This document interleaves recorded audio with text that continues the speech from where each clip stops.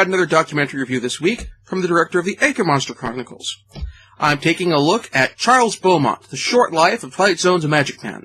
As that title is fairly long-winded, I'm going to call it, if I refer to it by name, the Charles Beaumont documentary over the course of this film. As with the Acre Monster Chronicles, I received a complimentary copy of this DVD from the film's director for purposes of review at last year's OryCon, that's 2014, which means this review is kind of overdue.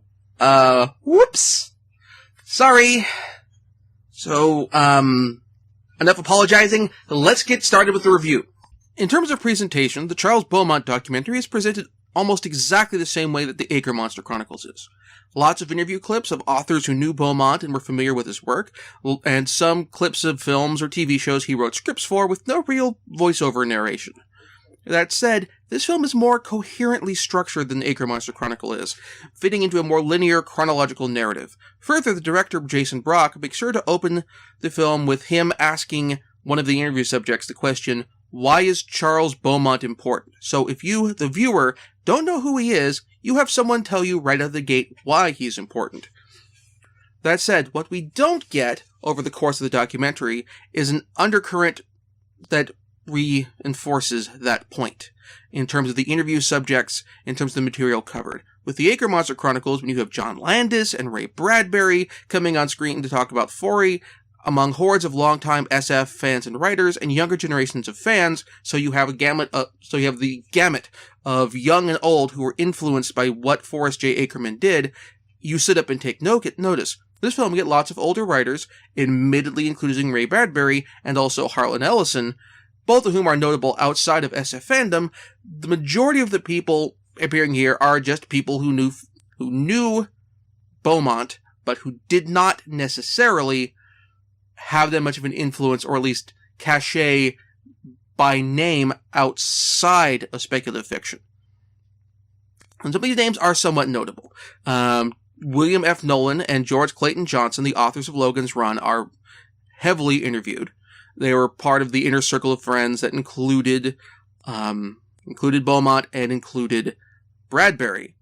But I will say, outside of speculative fiction fandom, probably a lot of people don't know who they are. They may recognize Logan's Run, but they may not necessarily recognize these people.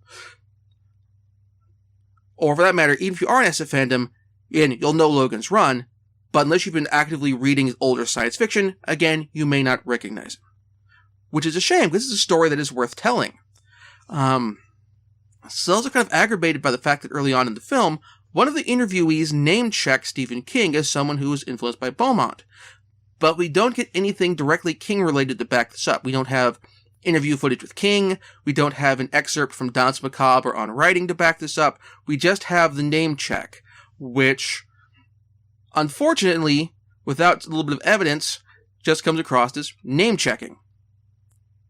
That said, the film does an excellent job of laying out his life and why his death was so tragic. To give kind of spoilers for a documentary about a real-life person, Beaumont died at the age of 30 from Alzheimer's. Say that again.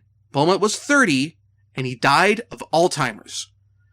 Most of the interview subjects give speculations of why it happened so early, but the theory that gets the most time, and I kind of buy, is the one that William Nolan gives, so that Beaumont took bromoseltzer, headaches very regularly, and at the time it included aluminum as its active ingredient, and it may have collected in his brain, basically causing the onset of Alzheimer's early.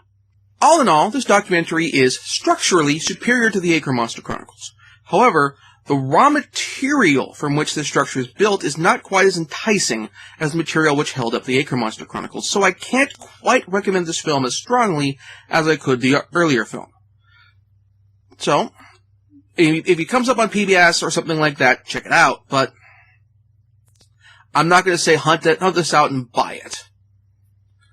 At least, not unless you're already familiar with Charles Beaumont's work and want to learn more about his life.